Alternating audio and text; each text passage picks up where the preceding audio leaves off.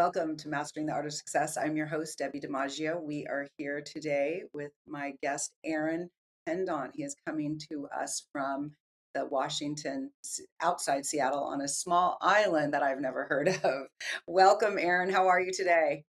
Debbie, I'm doing great. Thanks for having me on. Oh, wonderful. Thank you so much for joining us today. So, we are going to scroll your beautiful photos and I'm going to introduce you with your beautiful bio. Aaron Hendon is a mindfulness teacher, best-selling author, and keynote speaker whose work centers on on one idea. Attention is a trainable skill, and most of us were never taught how to use it. Over the past 3 decades, he has trained more than 10,000 people to focus, perform, and feel genuinely alive through a framework at the intersection of neuroscience, secular mindfulness, and real world performance. He is the author of How to Live a Grateful Life in a Fucked Up World and leads live cohort programs by the same name. Wow, that's incredible. It is. It's so true. I've had that conversation with people, and we were not taught. We're taught to run and do stuff and be in motion constantly and go for what it is we want to go for, but we were not taught how to sit still or be content. That was something Mhm. I took back. I just got back from South Africa, and very different place, different and the same. Everyone wants similar things, but I realized how content they were. Um, and they were still striving, but there was also a contentedness about them. And Mhm. that's what I took back, actually. I mean, who would have known? I did a lot of writing and processing while I was there. Everything I did, I'd go back to the hotel and I'd just have to write I would, and just try to get out what I was learning.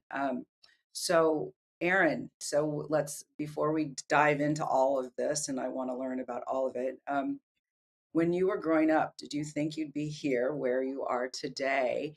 And then give us paint a, I'm very visual, so give us a picture of where you were born and, a little bit of a journey of where you are today. Sure. No.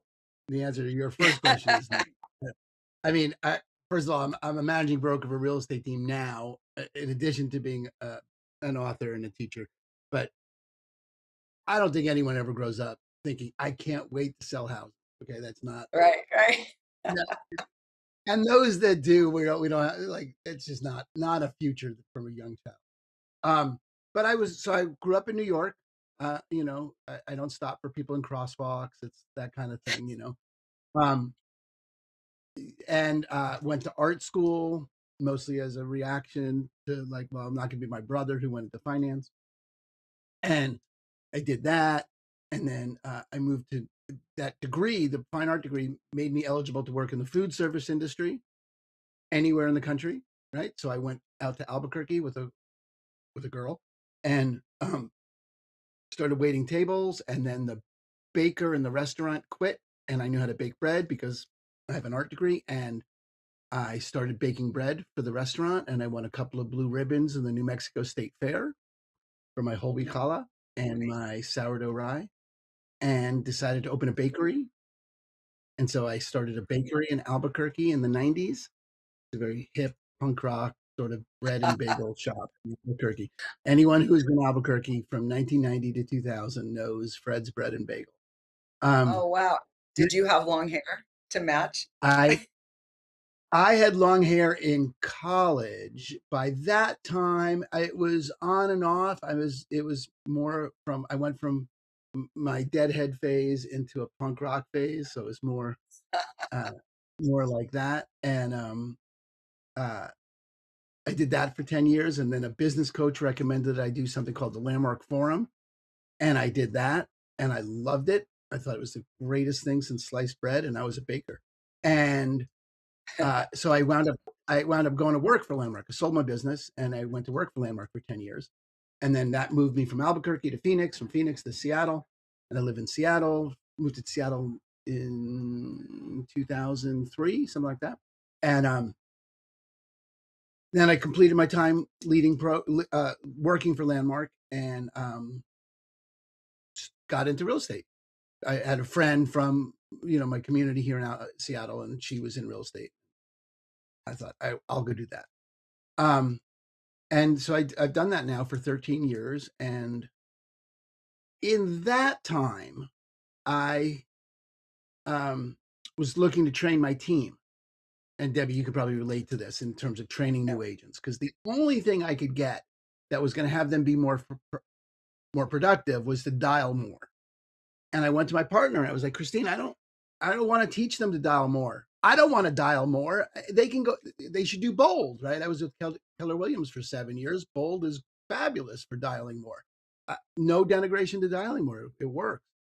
But I don't need to train people in. So we put it aside. It was like, all right, well, I don't know what I'm going to train them in. And then this speaks directly, Debbie, to your conversation about being satisfied, right? Is that what you said? Being satisfied? Yes. Yeah. Being content. Yeah. Being content. That's easy. I was at a retreat in Napa with my wife, and I'm married 28 years. She's my best friend.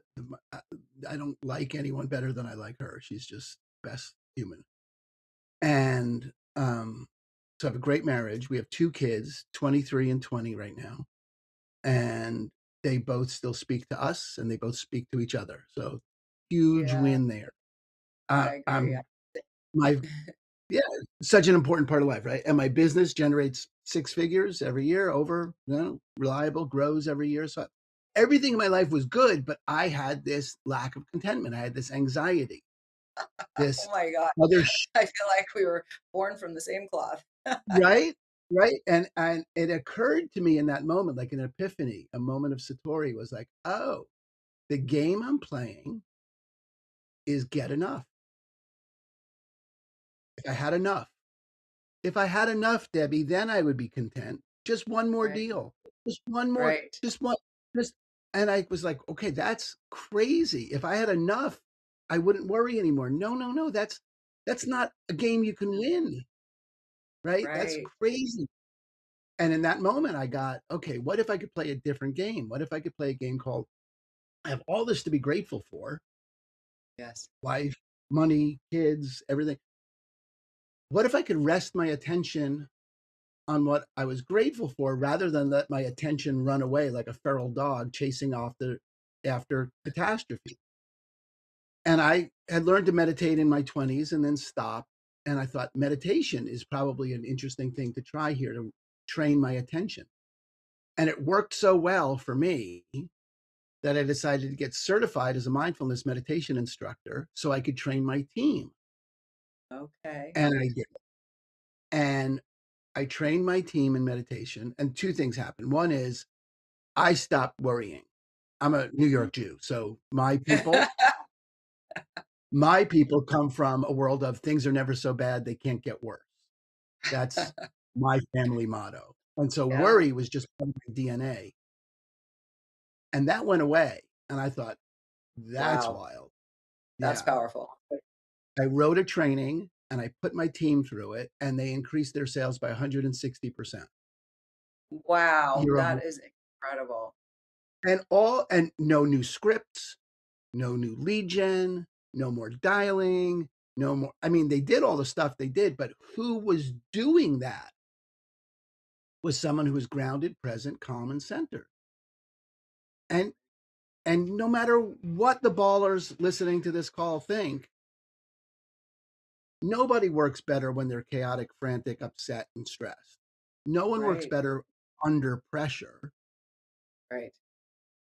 People might work better under pressure than the person next to them, but nobody would choose frantic, upset, chaotic, and stressed over calm, centered, grounded, and focused. And over the last couple of years, I've probably trained 400, 500 people, and they leave reliably grounded, centered, and with the tools to maintain that. Because every coach you talk to says mindset matters, but where's the recipe? Right. This is the Yeah. recipe. Mindfulness and meditation are the recipe, and it works. That's how's that for a picture of my path? Okay. I love it. Well, first of all, we're from the same cloth. Yeah, I'll be married tomorrow, yeah, Saturday, 34 years. Two amazing kids, Bianca and Chase, going to be 30, 33 and 30. and they love to be with us. We love to be with them. I wouldn't be with anyone else. Our son now works with us. And I'm super close to my daughter who lives in New York. But it was, and it's so funny. So I just wrote a book, Mindset in Motion, Activate Purpose, Power, and Peak Performance. So I saw a lot of Yeah. threads. You're in real Yeah. estate. I've been in real estate 35 years, and it was the next deal, the next deal. I'll be happy. I'll be content. I'll be at peace. My husband can be at peace. We've worked together for 35 years. But yesterday I was at an interview for my book, and it's so crazy when you're totally in sync, and you feel this, I know, when you're it's for me, it's about giving back. And I just got back from South Africa where I went on a community service. I did my first Hmm. TED talk. And I'm really resonating who I am when I'm giving back and I'm teaching, I'm educating, I'm inspiring people. And just light up when I see someone get it and are so turned on and so happy that you connected with them in something inside of them to do what it is they want to do. So can you tell us about, I know you can't break down the whole book and your whole training, but give us some highlights. I do meditation my way. Everyone does it their own way. And it was me when I got to a point where I was a little depressed and I'm like, I just have to snap out of it. For me, I won't let myself dwell. I figure things out immediately where most people can't. And I started learning about meditation through YouTube and Dr. Joe Dispenza and all the rest. And I've Love been Dr. Joe. hooked ever since. But I know when I first started reading about meditation, and I think for the people who don't meditate, you have to kind of help us.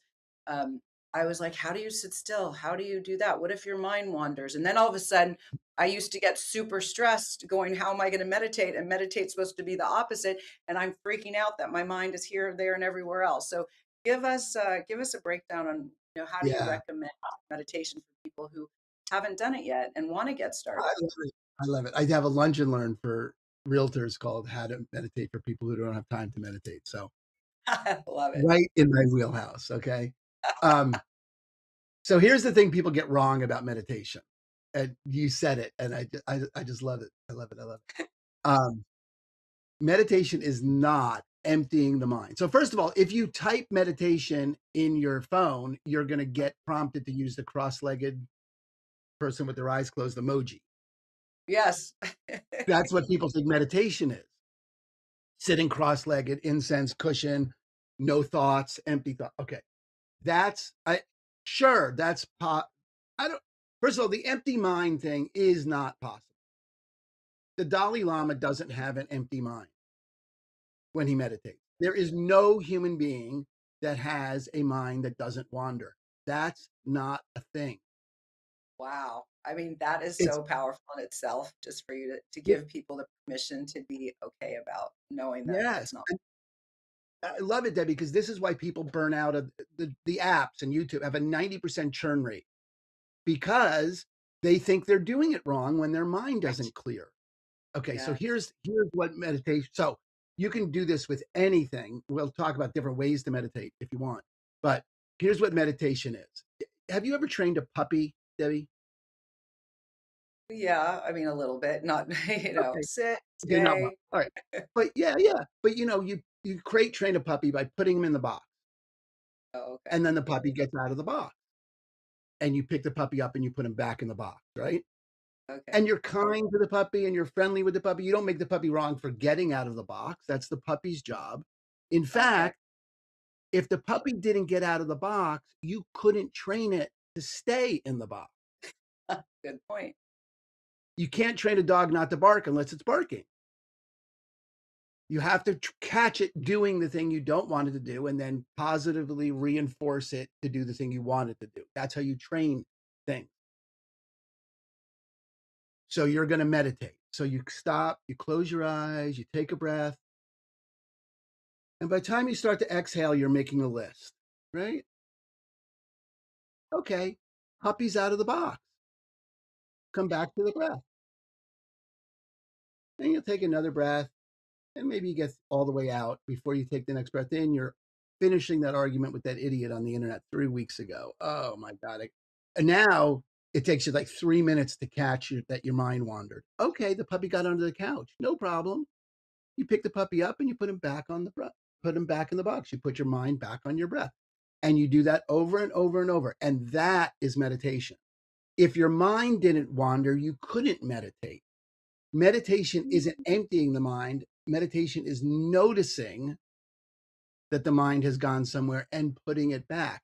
It's actually, and this is neurologically what's happening. So this is the Buddhist practice for 2,500 years, but neuropsychology and neuroscience has mapped with fMRIs, right? Functional MRIs have mapped what's lighting up in the brain when you catch the mind wandering, and you are literally building new neuronal pathways in the parts of your brain responsible for rational reasoning, responsive thinking. And you're quieting the neuronal pathways in your amygdala, your fight, flight, or freeze. You're physically changing your brain the way your muscles change when you work out. And people think meditation is woo. Like we can get Yeah. into Joe and talk woo all day. Well, you want to go Esther Hicks? Let's go. Okay. So I love that stuff. But this is hard science has demonstrated that you're growing your brain by, and this is 10 minutes, and you can do this. We can talk about different ways to do it, but that's what meditation is.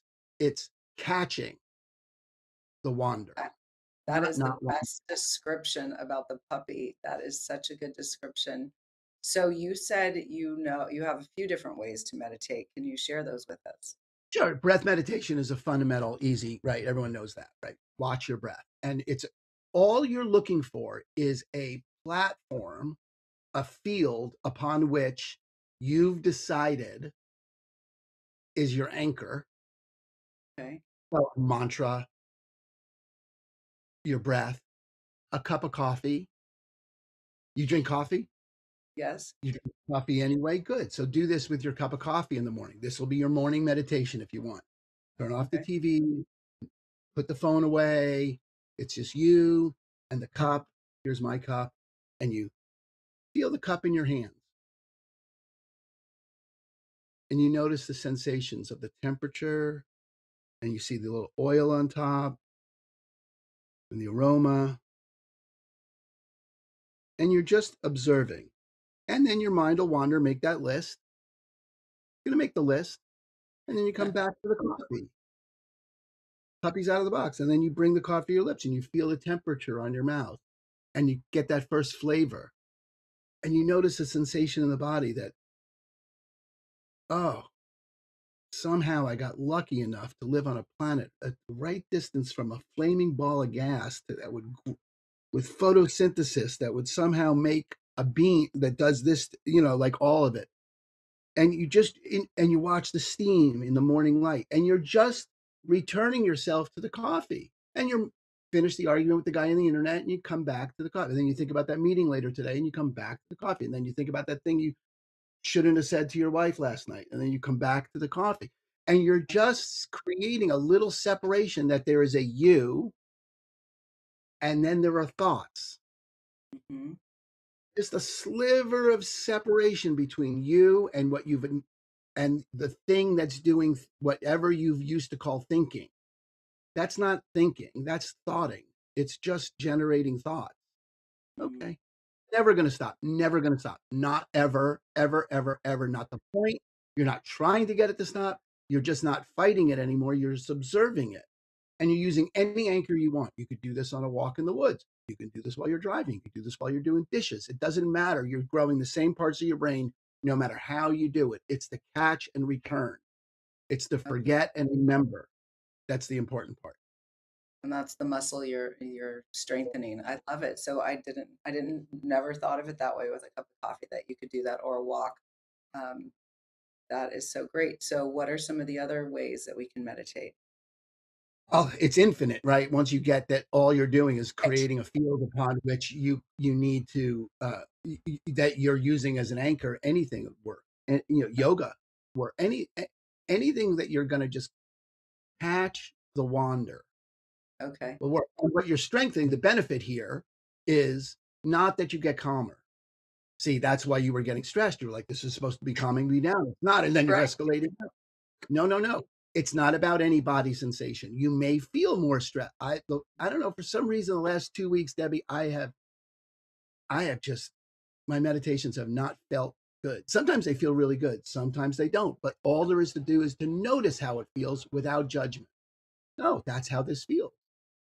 So what your the benefit? Let's just talk about the benefit so people can Yeah, know why I sure. would do this. You don't meditate to get good at meditation. You don't meditate for how you feel after you meditate, just like you don't go to the gym to become an expert at lifting round, heavy iron circles. Okay. Unless you're an Olympic weightlifter, which good for you. But other than that, you're not out to master lifting. You're out to be able to lift your grandkid when you're 80, Right. to be able to stand up without a walker, right? Like that's the goal. Mm-hmm. Develop the muscles to be able to do that. So, what muscles are you developing when you do this? Well, you get to be more responsive and less reactive. Think that makes a difference at a closing table when you're trying to get a Yes. listing, right? Right. You get to listen without formulating your response. You can just listen. Think that makes you more trustworthy to clients? When people buy from people they like, know, and trust, if you're Absolutely. calm, centered, and grounded, if you're not, you and I both know commission breath kills more deals than anything. You walk into a listing appointment, this is the way my feet feel on the ground. This is the way my breath feels in my body. I can get actually interested in what that customer wants, not what I need. Right. Oh, absolutely. My needs are just a never ending waterfall of thoughts. They're just happening. I'm not attached to any of them. I'm just present. So the benefit is that you get to go from force to flow, Mm-hmm. right? From chaos to grounded, from stressed to empathetic to compassionate. You get to live a curious life. Mm-hmm. You again, Debbie, you coach, I guarantee you have said this or something like it is that it's not the most interesting person that wins, it's the most interested. Right. It's so true. Yeah. I mean, And just be curious about the people that you're serving or you're seeking to serve.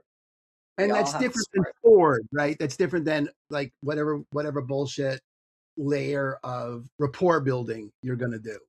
I'm not talking about rapport building. I'm talking about Oh, being authentically curious about who yes. that human being is. Absolutely. I just got back from South Africa and they were like crazy. I'm like, no, I want to know everything about you. Like, what's your nationality? What's your culture? Like, I'm like, seriously, I just had a conversation this morning with someone and it's just, yeah, I'm so fascinated with people and their story and where they're from. And that is, you know, you, that's innately in me, but people do need to have that in order to connect with people. And it has to be authentic and they can learn to be curious. But I definitely think that is such a huge thing. It's just to be curious and interested. That's why I love the podcast. I get to ask all kinds of questions. I can tell it's great. So in my book, Mindset in Motion, Activate Purpose, Power, and Peak Performance, the first it's broken up into the pre-game, the game, and the end game. So the Love it. pre-game, whether you're on the play field, lacrosse or football or basketball, or you're preparing for a listing appointment or to meet with a buyer, it's all about I call it three things. It's the locking in method with my headset. I'm Mhm, listening to meditation. I get up in the morning, I hydrate, drink water because we're dehydrated after a night's sleep. mhm.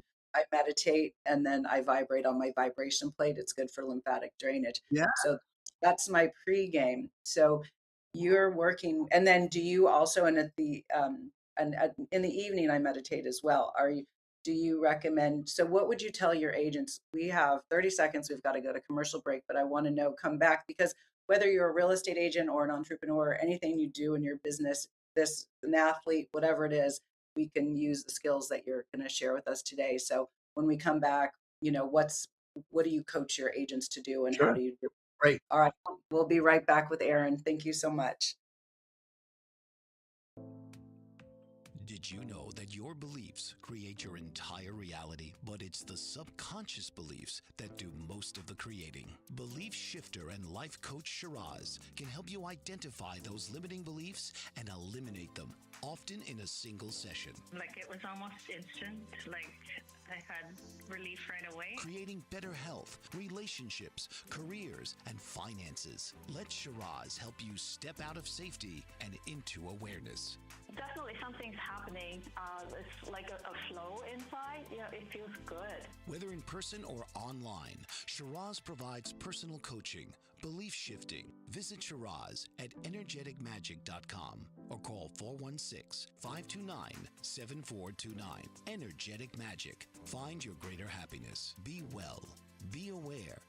Be magical.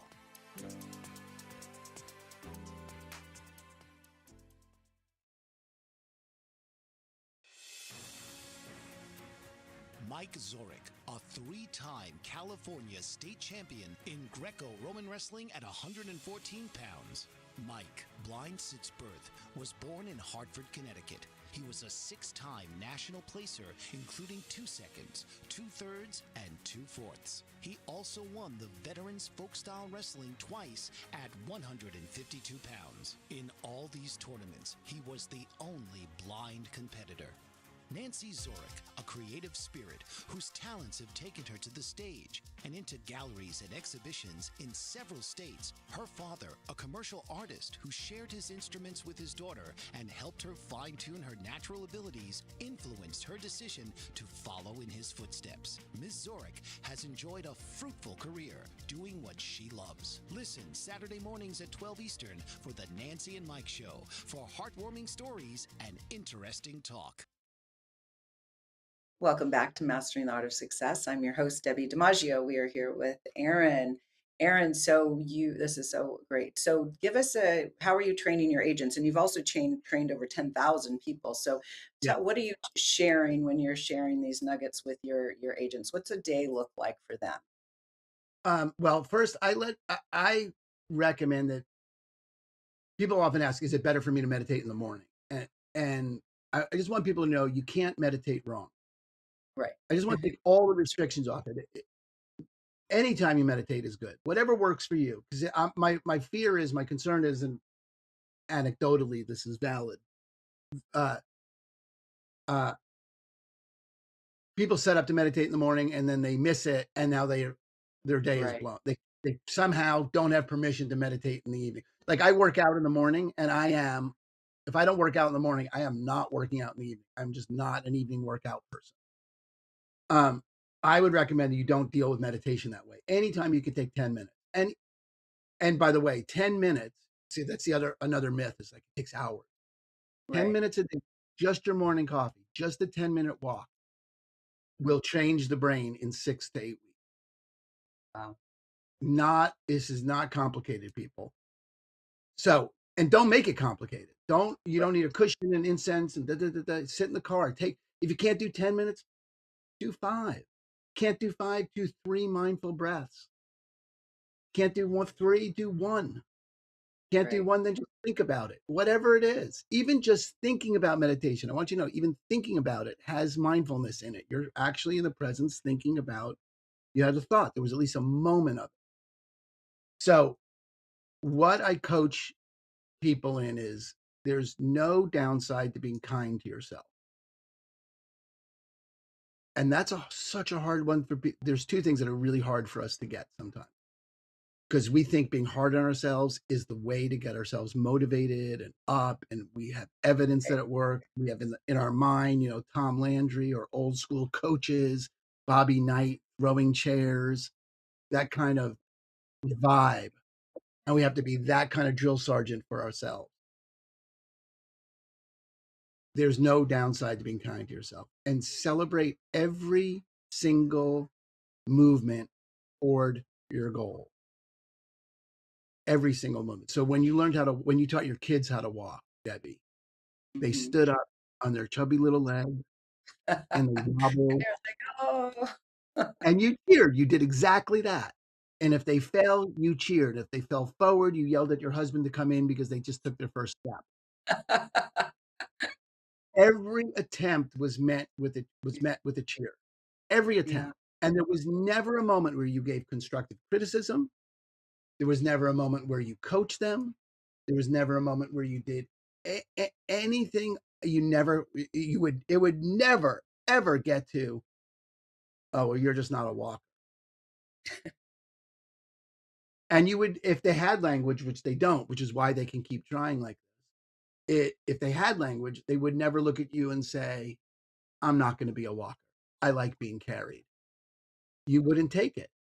You would, every attempt was, and I've yet to meet an adult that has 1/100th of that space of grace when they're learning something new. Right. Your job is to celebrate every possible thing about yourself that you can celebrate. This is Esther Hicks. This is Joe Dispenza. This is every law of attraction thing you ever wanted to get. You you can't get to where you're going without feeling good along the way. You have to find a way. And if you're just kind to yourself, you'll find it. So that's how I coach my people. I don't have the 9-week program that I offer, which is free if anyone's interested, is 9 different meditations, and it moves through, but mostly it's just focused on awareness, allowance, and acceptance. Awareness, allowance, and acceptance. Those are the 3 things. If you can master those 3 things, you will naturally fall into living a grateful life. You will naturally, you sit with your coffee long enough and you'll find yourself moved to tears by the person that picked the beans. Wow. Just the amount of humanity that's in your cup Right. is ridiculous. Someone had to invent a diesel engine that drove the truck from Costa Rica. I mean, just there were people that introduced the parents of the goat herder in Ethiopia 500 years ago that noticed his goats were dancing when they ate these beans. It's an infinite web that brought, you have cleaner water in your toilet than most of the world has to drink. I know. I know. Moved years by it if you just slow down enough to get, this is what my feet feel like on the ground right now. This is where I am. What do I got to worry about? It's all about agency of attention for me. Yeah. No, I did a lot of writing when I was in South Africa in the moment, as I was experiencing and writing, and and I got a lot of what you just said. Um, so you're real estate, but you're also a keynote speaker. And where are you speaking, and where would people find you? And yeah. Right. So I do, I don't have anything booked right now.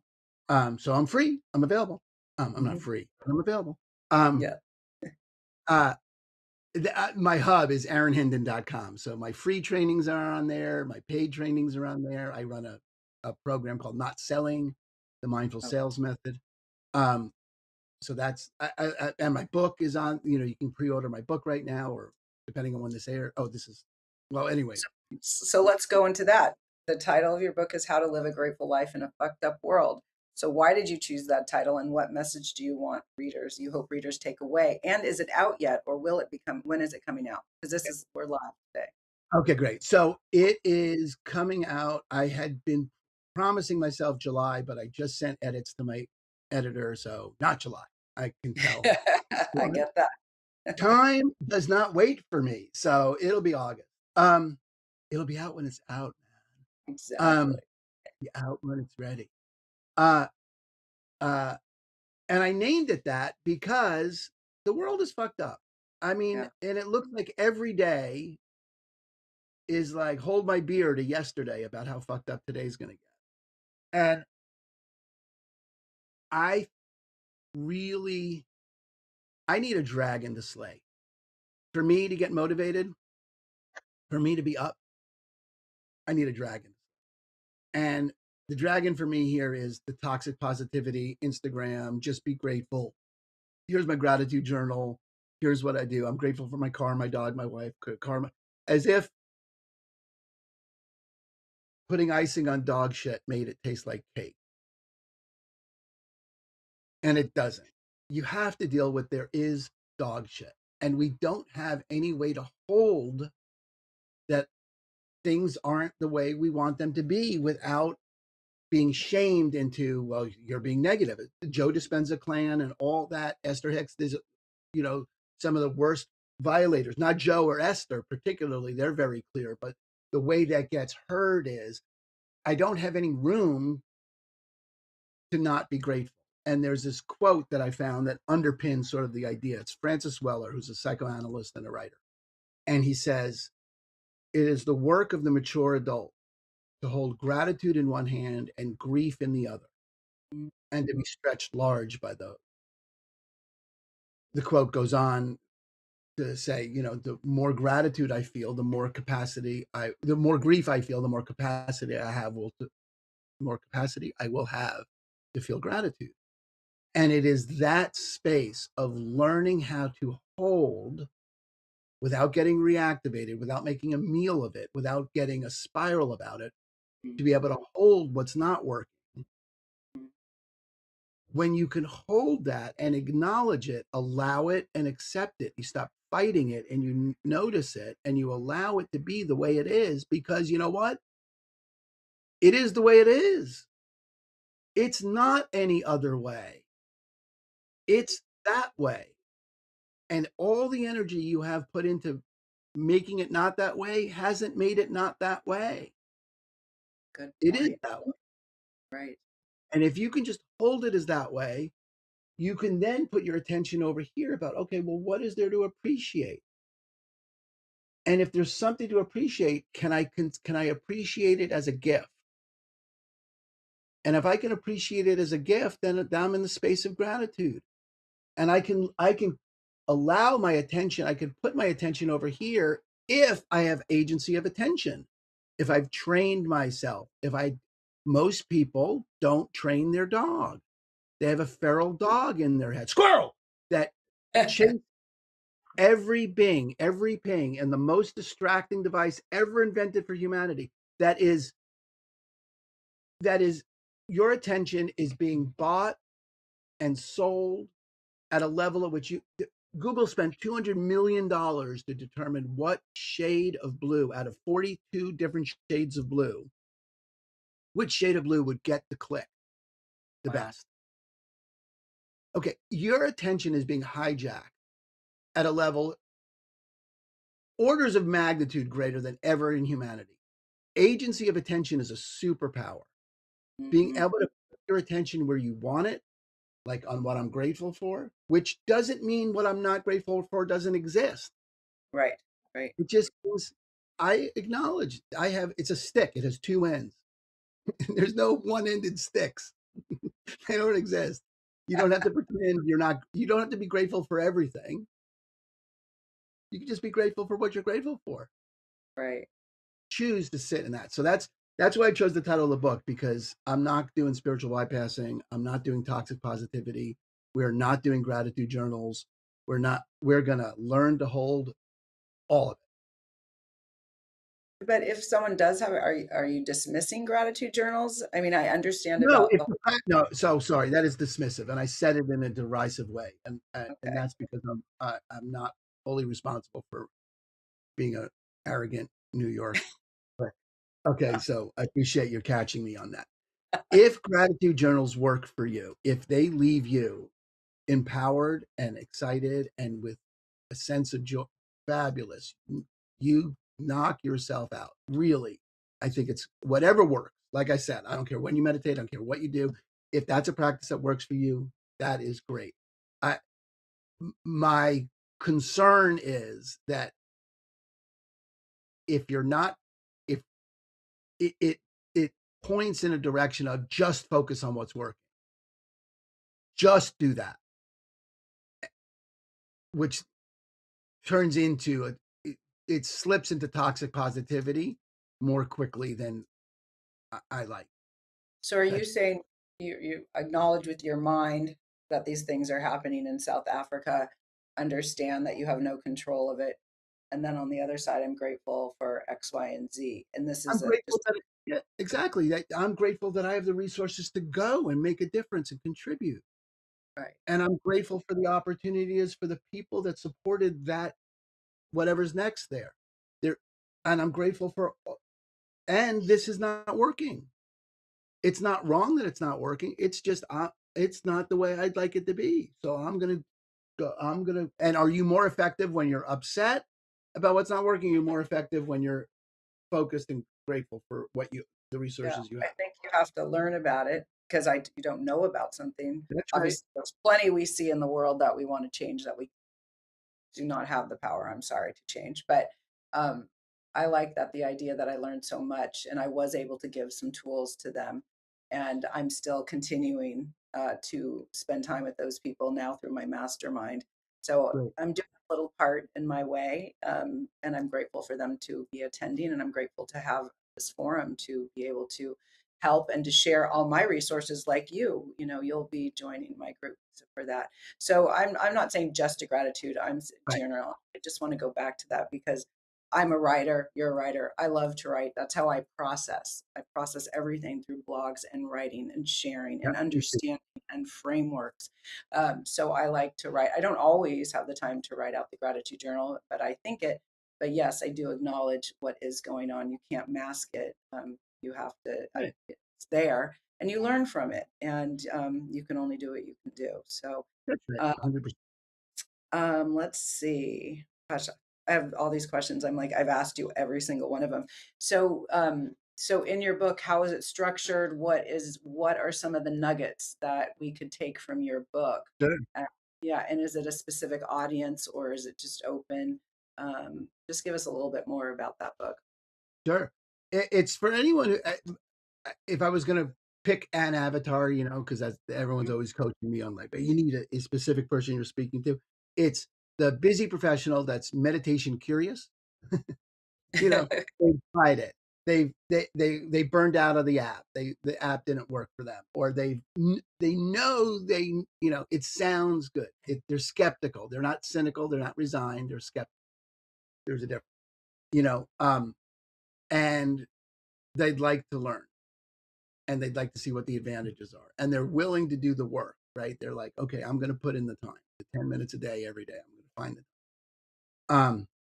To do it, and that's really who it's for. And mostly, it turns out to be it over represents in women because women are willing to do something about their stress, and men just think they need to eat it, which is Yeah, that's so true. Oh my God. another byproduct of the patriarchy. Go team.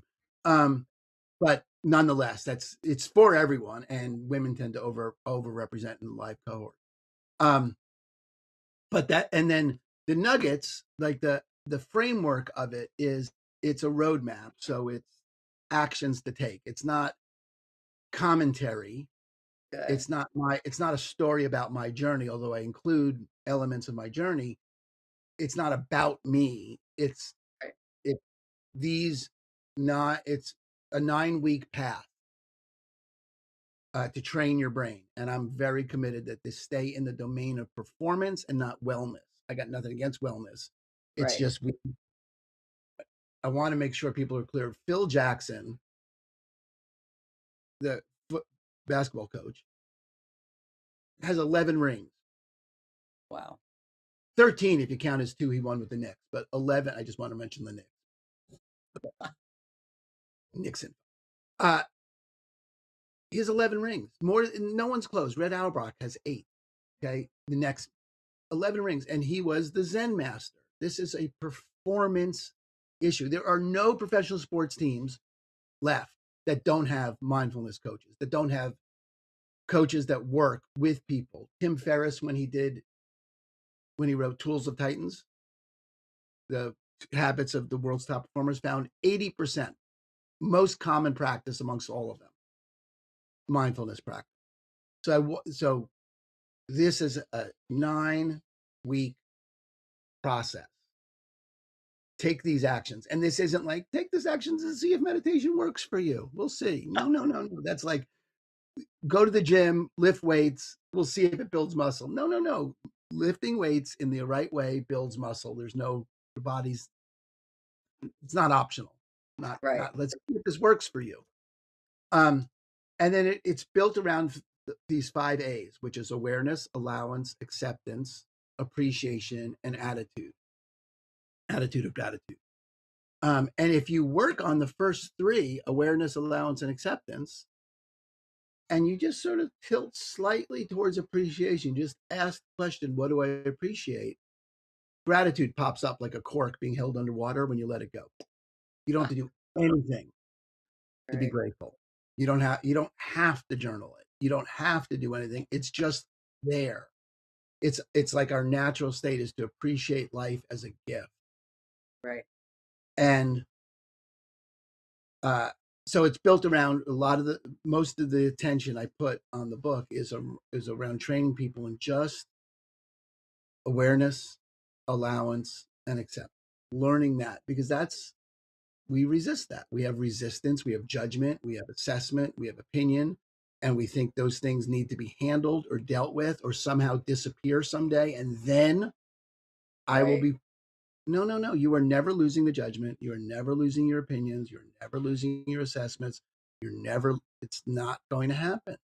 Your brain is designed to keep you safe. It is designed to protect you. It is not designed to have you thrive. It is designed to have you survive. Right. I love this. This is and what I now going through everything that I've done and where I am today at 62. I tell when I'm coaching younger people or mentoring them, I will say you don't have to wait till you're my age to employ all these things and implement all of these tools. It just took me this long to get where I am through all of these different tools, but you don't have to wait. I remember telling this young woman, she's probably in her 30s in South Africa, and we had similar feelings about things. And I said, no, you don't have. She's like, do I have to wait till I'm your age? I go, no, you don't. That's the cool thing. I'm teaching you now. So I personally cannot wait. I'm signing up for your 9-week course, see if how I'm doing as my checkpoint. I'm going to sign up for it. I will read your book. I love books, and that's what my book is. It's a 5-step method. Great. It's the Set in Motion method. It's 5 steps. It's very easy to follow. In order to implement your goal, you We'll have have to to be exchange really signed copies. It'll be so very yeah, good. absolutely. So it's very and for like you said, it's not about you. It's examples from your life because that's Yeah. storytelling. And so mine is I reverse engineered how I achieve my goals throughout my whole life. So there's stories so people remember, but the 5-step method is for you to implement. And I truly believe my book is a movement for everyone. And I just want to see it because I want it to help people throughout the world. But we are so much in alignment. So real quick before we have to go, can we speak on neuroscience? The first time I ever heard about it was, I mean, I had been doing it, not realizing, but Right. probably 6 or 7 years ago when I listened to Dr. Joe Dispenza. But tell me just briefly about your thoughts on neuroscience. Well, I mean, neuroscience is like any of the other sciences, and Western sciences, where we're committed that you know what you measure, you can manage, and that if you can measure it, it exists, and it's you know. So, relative to the conversation we're having around meditation, Yeah. there's a great book. This sort of expresses my whole relationship to it. It's called No Mind, No Problem. Yeah, No Mind, No Problem. How neuropsychology is catching up to Buddhism, Mm. and that's what I think about it. Is that the Buddhists have had this down for 2,500 years. Uh, Joe Dispenza can now measure it is wonderful. That people don't believe Joe and they need someone from Harvard to measure it is fine. But that's all about the person viewing it needing the validation from the West right. about that. The Buddhists have been like, dude, this is 25. We knew this 2,500 years ago. We couldn't measure in the way you're measuring it now, but it didn't mean it was any less real 2,500 Right. years ago.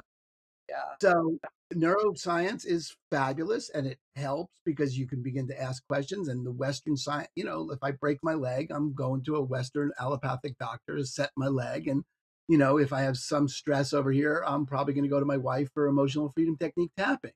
I'm not, that's what she does. So she's an Ayurvedic doctor and does emotional freedom. So whatever path gets you there, man. I Right. think neuroscience is fun, and I include it heavily in the book. I mean, there's Good. pages Yeah. of citations because I know there's a whole slant against woo in Right. the culture. Joe for sure falls in the woo. Yeah. Neuroscience or not, Joe is in the woo community. And I fly my woo-woo flag in my woo-woo cabin in the woo-woo woods. I, I'm as woo-woo as you get. And I know you got to speak neuropsychology to people. I also know you got to speak Phil Jackson and the Chicago Bulls to people. Yeah, absolutely. Someone needs to hear it.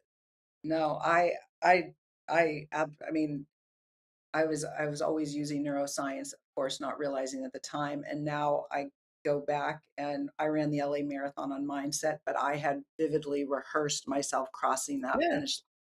And I did it mostly on mindset and resilience, stories and books on resilience. And I crossed the finish line without Hang the on, Debbie. This train. is so important. I know I'm interrupting you, and I Yes. apologize. No. But and I just wrote about this. My last Substack was just about this. I lost 30 pounds, but I didn't lose it by meditating. And you didn't run the marathon. Mindset didn't cross it. You moved your leg. Yes. You took action. And the thing that mindset, and this is the thing that people I think need to get clear about, is that the only thing that produces results is action. I don't find anyone who's with My me about fifth that. step, activate. Right, exactly. And if you want new results, you got to take new actions. No one argues about that. So Yeah. the thing that mindset provides or mindfulness provides, and I know your book is inside this, even though I haven't read it. We're so Yes. the thing that we're talking about is if the only thing that produces a result is action, and the only kind of action that's going to produce a new result is new action, you only act on what you see there is to act on. Like Right. if Serena Williams serves me a tennis ball, it looks like a dangerous item, right? It looks like a bullet I need to duck. But if she serves her sister that ball, her sister's like, watch this, Yeah. and crushes it. Same ball, but the way it looked to me was different than it looked to Venus. Reframing. It's all in the framework. Reframing. It's the way you see things. And your Yes. mindset work and my mindset work allow you to see things newly. Yes. You So saw the true. marathon newly. You still needed to run it. Yes. I And didn't that's the get any thing that easier. It didn't get any easier, but but it was doable, and you did it, and you kept moving your mind so that your body followed your mind. yes. Like you kept looking for something new. And that's critical aspect here. We're not talking about I'm going to sit on the cushion. People, law of attraction is I'm going to sit on the cushion and meditate, and gold is going to fall out of the sky. No, No. no, with the newspaper. Exactly. No, I'm going to send you my TED talk when we get off. It's called the Marathon Mindset. So right. I'm going to send you an email with it. But so how do people get a hold of you? How do we do your 9-week course? Just remind us once more because we've got Yeah, to go. absolutely. AaronHindon.com is the hub. So everything that I offer can be found off of that website. Perfect. Awesome. Thank you so much, Aaron. This was wonderful. I look forward to seeing you and anyone else who wants to join debbiezoom.com. My mastermind Saturdays at 8:00 Pacific Standard Time. I will have my friends from South Africa there tomorrow. And thank you so much with so much gratitude, Aaron. Thank you. Debbie, I so appreciate the work you do in the world. Thank you, thank you, thank you. Thank you. Tune in each week for another episode of Mastering the Art of Success with host Debbie DiMaggio. Thursdays, 2 p.m. Eastern. Real stories, real strategies, real success.